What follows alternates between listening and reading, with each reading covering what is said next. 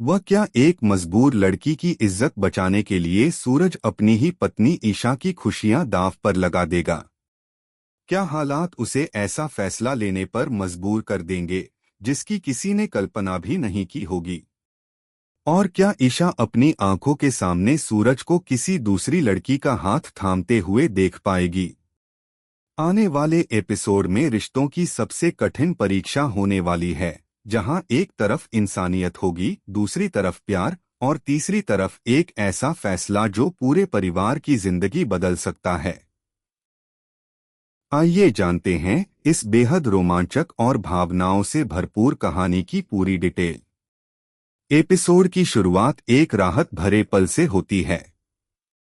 लंबे संघर्ष और कई मुश्किलों के बाद आखिरकार ईशा और सूरज मिलकर बच्चों को गुंडों के चंगुल से सुरक्षित छुड़ा लाते हैं। जैसे ही दोनों बच्चों के साथ घर पहुंचते हैं, पूरा परिवार खुशी से भर उठता है। हर किसी की आंखों में सुकून दिखाई देता है कि बच्चे अब सुरक्षित हैं। लेकिन यह खुशी ज्यादा देर तक नहीं टिकती। परिवार के बड़े सदस्य दोनों को समझाते हैं कि इस पूरी घटना की जड़ कहीं न कहीं उनका आपसी झगड़ा ही है। अगर दोनों के बीच लगातार तनाव और लड़ाई न होती, तो शायद बच्चों को कभी इस तरह की मुसीबत का सामना नहीं करना पड़ता। परिवार की बातें सुनकर ईशा और सूरज दोनों चुप हो जाते हैं।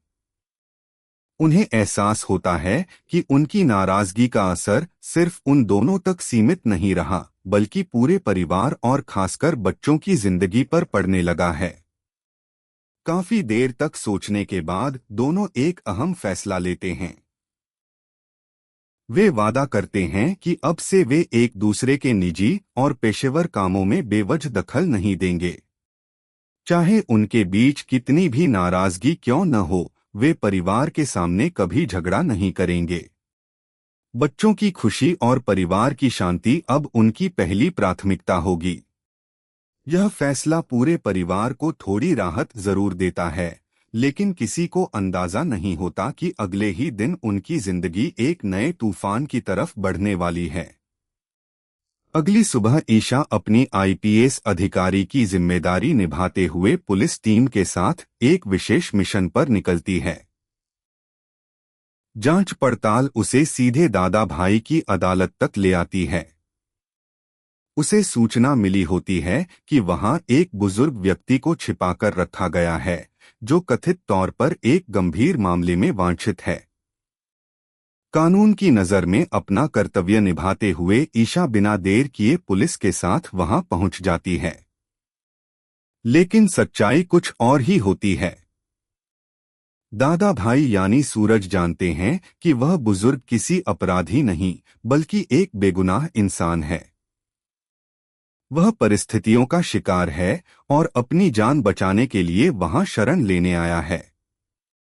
ईशा अभी इस सच से पूरी तरह अनजान होती है। वह कानून के अनुसार अपना काम करना चाहती है, जबकि सूरज इंसानियत के आधार पर उस बुजुर्ग की रक्षा करना चाहता है। दोनों के बीच एक बार फिर टकराव की स्थिति बनने लगती है।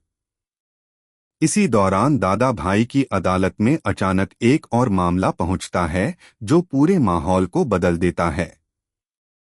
दरवाजा तेजी से खुलता है और एक युवती घबराई हुई हालत में अंदर आती है। उसके शरीर पर अभी भी दुल्हन का लाल जोड़ा होता है। माथे पर सिंदूर की जगह आंसू हैं और चेहरे पर डर साफ दिखाई दे रहा होता है। जैसे ही वह अंदर पहुंचती है, कांपती हुई आवाज में कहती है, दादा भाई, मेरी इज्जत बचा लीजिए। अब मेरी आखिरी उम्मीद सिर्फ आप हैं। उसकी हालत देखकर वहां मौजूद हर व्यक्ति हैरान